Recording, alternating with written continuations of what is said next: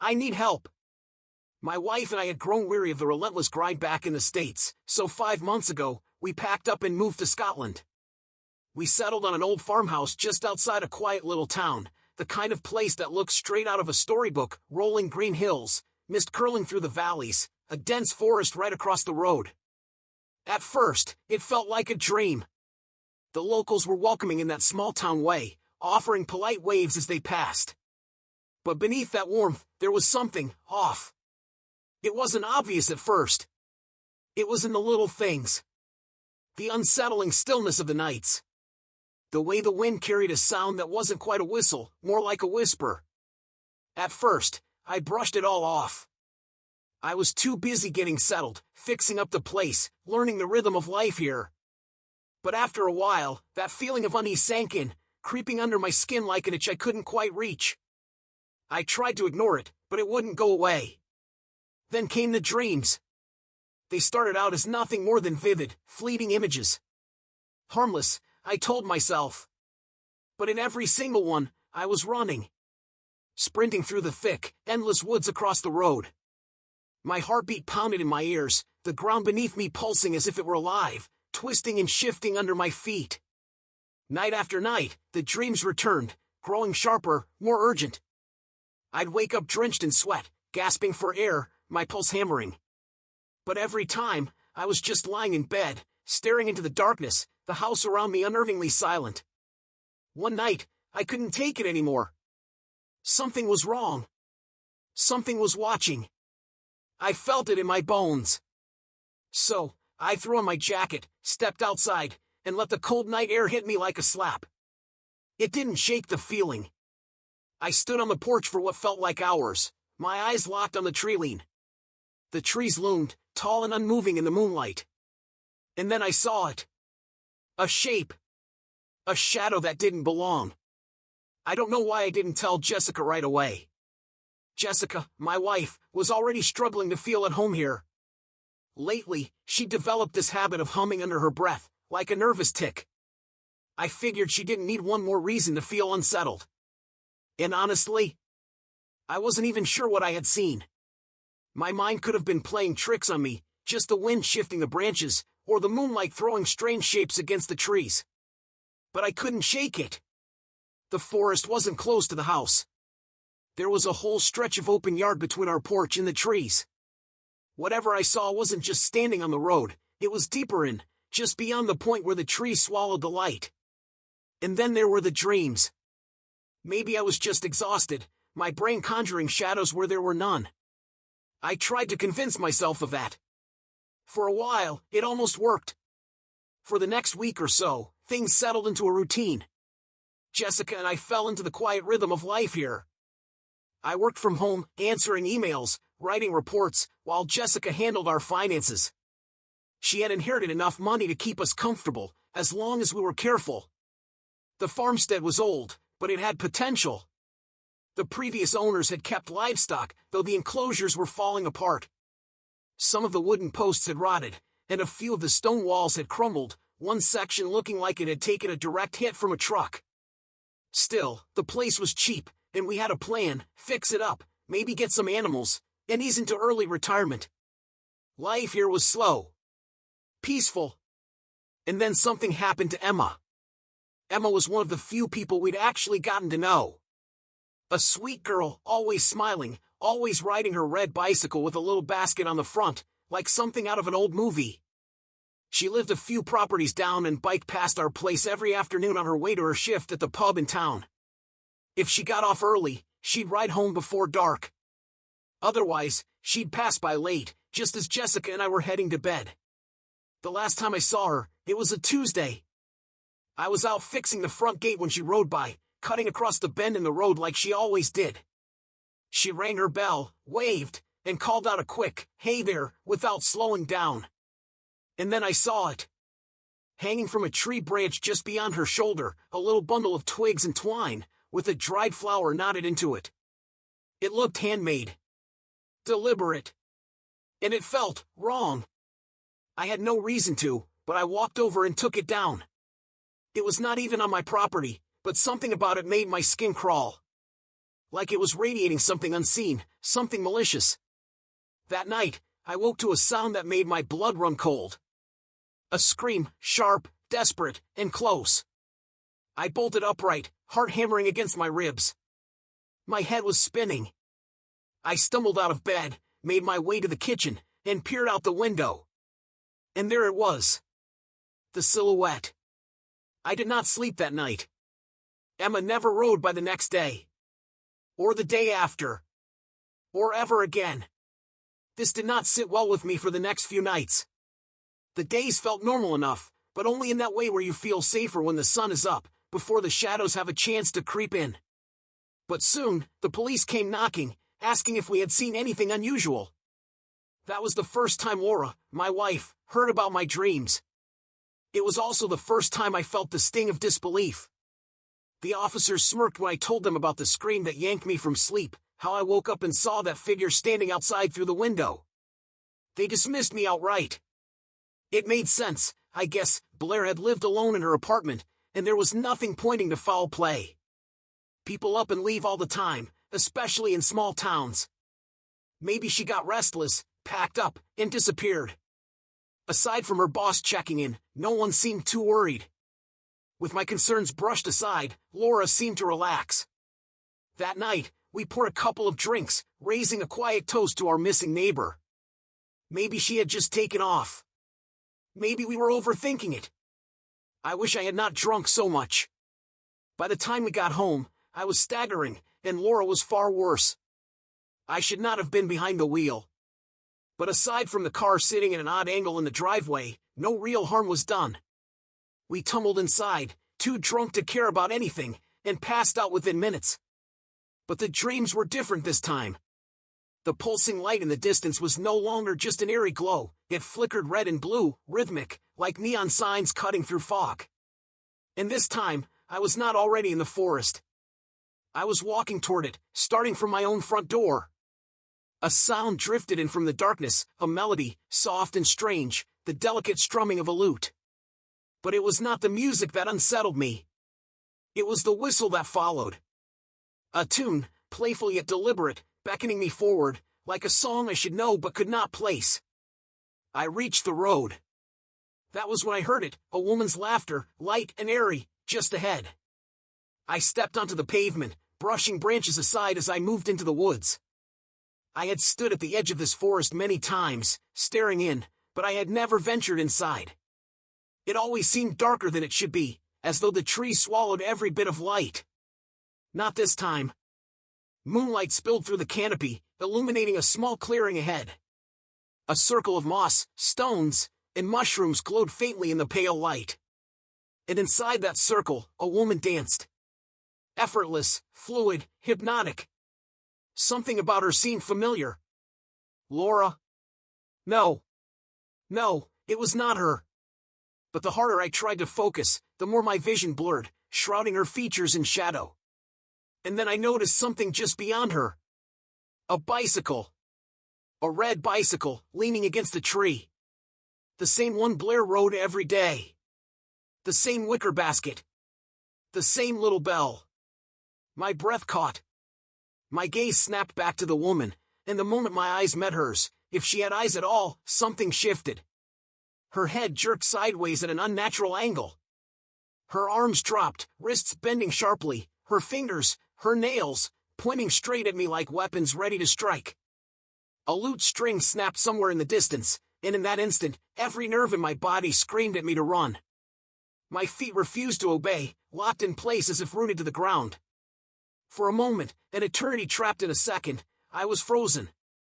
Then my body finally broke free, and I stumbled backward, the alcohol weighing me down, my limbs sluggish as I forced myself into a desperate sprint. The pulsing grew stronger, pounding through the ground, shaking beneath my feet. Thudding. Heavy, rhythmic. Something was behind me. Something big. The ground vibrated, branches cracked under the weight of something massive. This was not Blair. That thing in the woods, it could not be her. I crashed through the undergrowth, my shoulders slamming against rough bark, my vision swimming. The road. I could see it now, just a little farther. The pounding behind me grew louder, the air thick and hot against my back. My skin crawled, my heart slammed against my ribs, each beat searing like fire. I burst onto the road, tripping over my own feet, tumbling into the ditch. The moment I hit the ground, the intoxication I had outrun caught up to me all at once. My limbs felt like lead, my head spun, and I barely managed to roll onto my back. And that was when I saw them. A little girl, standing at the tree line, staring directly at me. And beside her, something enormous. The shape I had glimpsed before. But now, next to the girl, it looked impossibly large. Hulking. Troll-like. A shadow so deep it swallowed the moonlight, pressing down on the world around it. My breath hitched. My vision tunneled. Then, nothing. I woke up. 6 in the morning. Just a dream. Laura was still asleep beside me, peaceful and warm. I exhaled, rolling over, willing myself back into slumber, convinced that the nightmare was over. Then I saw it. Mud. A trail of it leading from the front door, across the kitchen floor, all the way to the bedroom. My boot prints. Pain flared in my shoulders, my knees ached, my back stiff and sore. I lifted my hands, grass stains. Dirt under my nails. Laura stirred before I could clean it up. She took one look at the mess and pieced together her own explanation. Drunk and stupid, I must have wandered outside before bed. She scolded me, made me promise never to drink that much again, never to drive in that condition. I nodded along, barely listening. It made sense, sure. A reasonable explanation. I had been beyond drunk, no question about that. But as I walked the property later that morning, something gnawed at me. The ground outside was solid, dry except for a thin layer of morning dew. No rain. No softened dirt. No mud. So where the hell had those footprints come from? Then there was the gate. Just past the rusted iron gate at the edge of our land, 2 patches of upturned grass marred the otherwise undisturbed earth between the stone fence and the ditch, proof that I'd fallen there. The image of it was too vivid in my mind, stumbling, gasping, the sharp crack of impact as my knees hit the ground. But if that was true, how had I made it back inside? And why couldn't I remember getting up? Honey! The pie's ready, come back inside. The voice snapped me out of it. Even looking back, I can't believe how lost in my own head I'd been. Shelley had been baking, and I hadn't even noticed. How long had I been pacing outside? Rhubarb and juniper pie. If you've never had it, you should. Back in Pennsylvania, juniper berries weren't common, but here they grew wild, found in every farmer's market. Shelley had taken to them instantly, weaving them into recipes, turning them into something comforting. Something familiar. The pie didn't make me forget. But for a little while, it grounded me. And really, wasn't everything fine? The house was warm. The days were quiet. Aside from the nightmares, nothing had happened. I told myself that over and over. Shelley was happy. She came home from town with stories of the baker's latest scones, the neighbor's new dog, the gossip floating through the market. Meanwhile, I had been poisoning our home with my unease, my paranoia. Maybe that was all it was, adjusting to a new place. Maybe the tension, the whispers in the dark, the sense of something watching, maybe it was just me. The following days. No dreams. No strange noises. No glare. Just silence. Silence turned to dismissal, and dismissal became forgetting. Until this week. My mood had lifted. The nights were still. The house felt like ours again. I focused on finishing the stone fence out front, salvaging old rocks from a collapsed section deeper in the property. The work was satisfying, almost meditative. With each stone set in place, it felt like I was laying something to rest. Until I found it. I was wedging a large rock into the top of the fence when I heard another stone shift, a dry, scraping sound, just a few feet away. I paused. A loose stone. My natural prey. I nudged a few with my boot, and one moved too easily.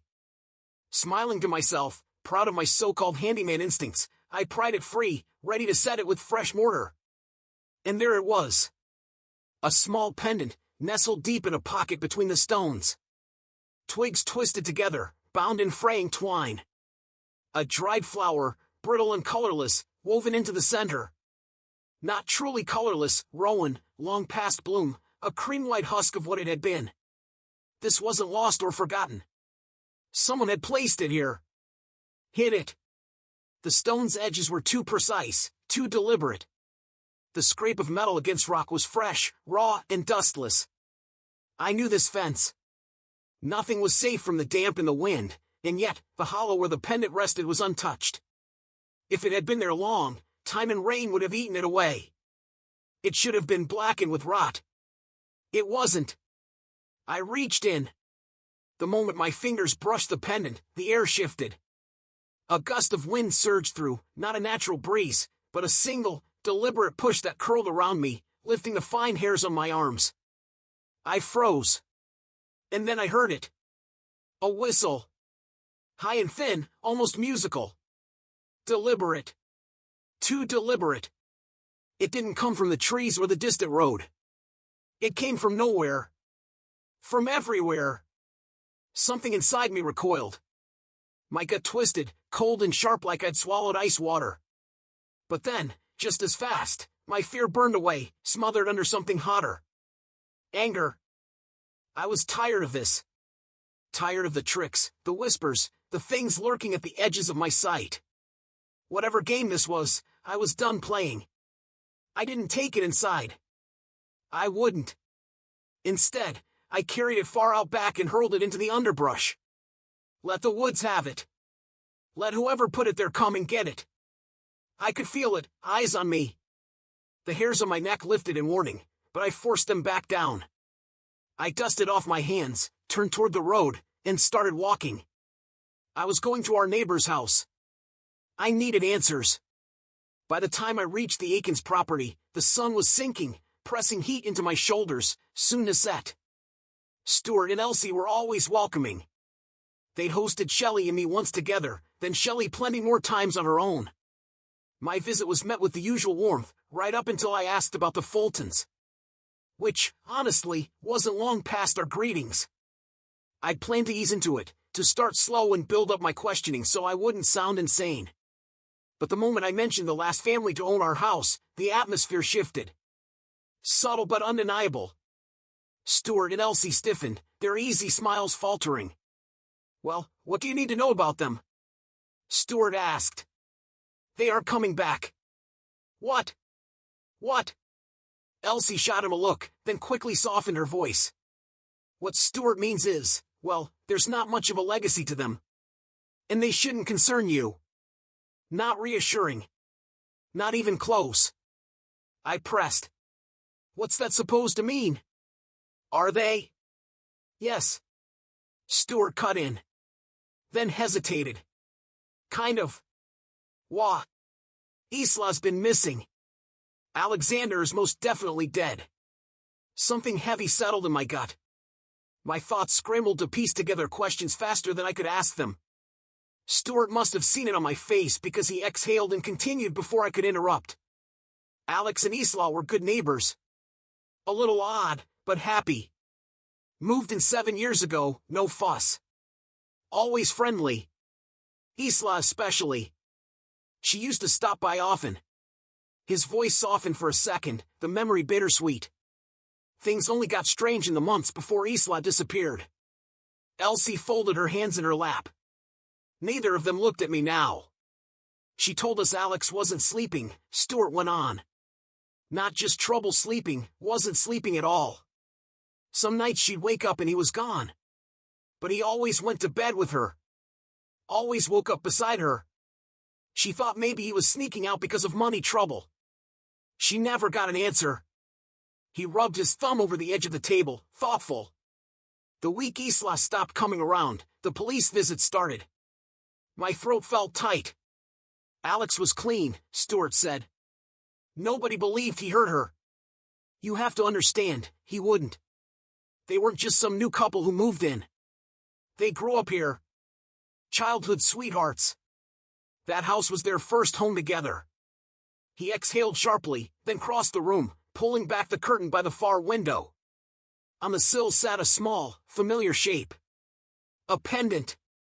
Twigs, twine, and a dried rowan flower. The same damn thing I found in my fence. Wards, Stuart said, picking it up, rolling it between his fingers. Alex gave us a bunch of them. Told us to keep them around our homes. Said the forest took Isla.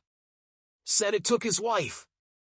And before he left, he told us to keep the wards up. A slow, cold dread settled in my chest. Left? I asked. Stuart's fingers stilled against the twine. He said he was going to get her. He placed the ward back down, then crossed the room to another window, this time pulling back the curtain and gesturing outside. Last time we saw him, he said, nodding toward the bend in the road near my house, was that night. I stepped closer, following his gaze. Just past the curve, the tree line loomed dark, even under the harsh noon sun. The wind barely stirred the branches. It was clear that night, Stuart continued, voice quieter now. No moon. No clouds. Just stars. He exhaled through his nose. We watched him walking right there, lantern in hand. Never saw him come back out.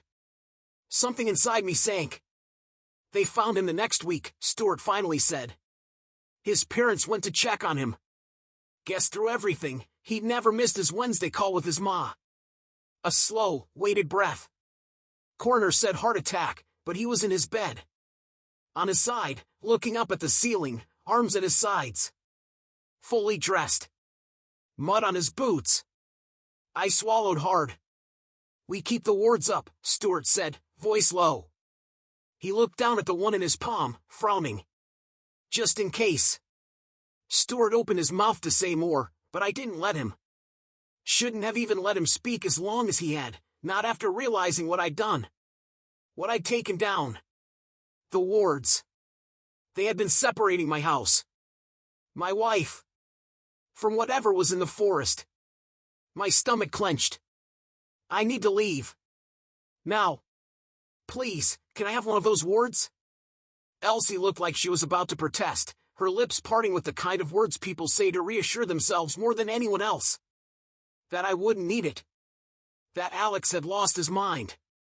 That it was just a story, just superstition. But Stuart knew. He raised a hand, silencing her before she could speak. His expression was unreadable, but his gaze lingered on me with a quiet understanding. Like he had been waiting for this. With a small nod, he gestured toward a drawer. Elsie hesitated, then opened it. Inside, lying in a thin layer of dust, were 3 more of those brittle little charms, twigs bound in knotted twine, flowers long dead. They must have been sitting, forgotten yet deliberately kept. I didn't wait. I grabbed them and turned for the door, my pulse a dull roar in my ears. I had to get home. I had to get them back up. Before sunset. As I stepped off the porch, I heard it. The soft, deliberate click of the Aikens door latching shut. And then, the lock turning. I must have looked insane, sprinting straight for the house. I didn't care. I needed time. As much as I could steal before the light bled from the sky. Cutting through the yard, breath ragged, I caught movement, a figure in the window. Shelley. She passed by the bedroom window upstairs, the soft glow of the lamp outlining her familiar shape as the sun began to dip behind the house. Relief crashed over me so hard I nearly stumbled. She was safe. Here. Home. Unaware of the wards I had torn down, unaware of what I had let in. But relief was fleeting. Urgency took its place. I didn't slow down. I couldn't. I barreled through the front door, barely remembering to close it behind me before rushing to the windows. One by one, I placed the wards, my hands shaking as I set them on the sills. They felt too small. Too fragile. Would they even be enough? Above me, Shelley moved across the floorboards, the creak of her steps steady and light. Humming a tune I almost recognized. Familiar. Reassuring. But there was one more. One more ward. I had to find it. Without stopping to catch my breath, I tore back outside, the last remnants of daylight stretching long and thin over the grass. The sun was almost gone. I ran. To the back. To where I had thrown it. I found it faster than I expected. Almost as if it had been waiting for me. Snatching it from the grass, I didn't hesitate. I sprinted back, my pulse hammering in my ears. The sky had darkened just that much more, shadows stretching long over the ground. I nearly slammed into the front door as I stumbled inside and locked it behind me, heart still pounding. And then, the handle turned. The front door creaked open a few moments later, and there was Shelley. Standing in the doorway, holding a little woven basket full of juniper berries. Her face was flushed from the cold, strands of hair falling loose around her cheeks. I shoved the wart into my pocket, forcing my breath to steady. She giggled. "Well, what had you running like that, you goof?" Her smile was warm, teasing. "Couldn't even hold the door for your wife." I blinked. "She wasn't home?" "I thought you'd been inside," I said quickly, covering a rush of unease creeping up my spine. "That's my bad, darling." I pulled her into a hug, burying my face in the warmth of her neck, breathing her in. She smelled earthy, crisp, with the faint bite of juniper. She leaned back slightly, brushing her fingers through my hair. "I told you I was going out to pick berries today. Didn't I do good?" Her voice was soft, sweet, but something about the way she said it made my stomach twist. I had heard her. Upstairs. I swallowed hard, tightening my arms around her just a little. "You did so good, honey." I forced myself to let go. Forced myself to act normal. "Be right back," I murmured, stepping away. Slipping around the corner, I pulled the wart from my pocket. Like a burglar, I crept up the stairs, my pulse thick in my throat. Holding the wart out in front of me like some kind of fool, I moved through each room, sweeping corners as if I were clearing a house in a war zone. Nothing. Closet, clear. Bathroom, clear. Hallway, clear. My muscles loosened, but only slightly. Then, from downstairs. "Honey, are you done hiding from your wife now?" Her voice was sing-song, playful.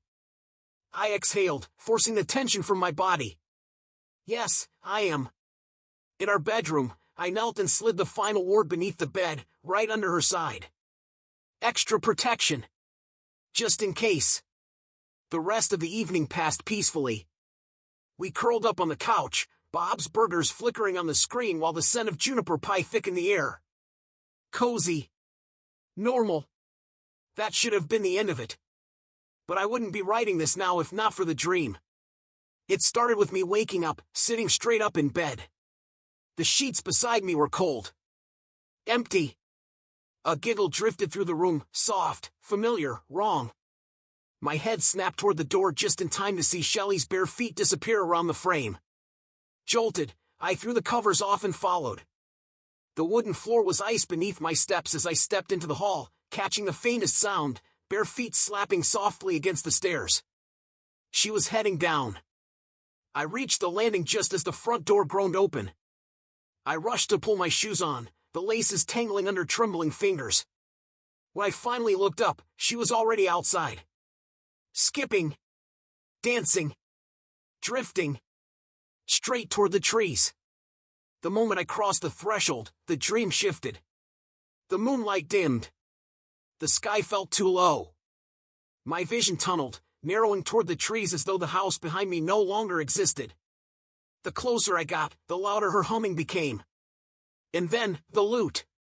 A melody, plucked softly from the shadows, rising to meet her song.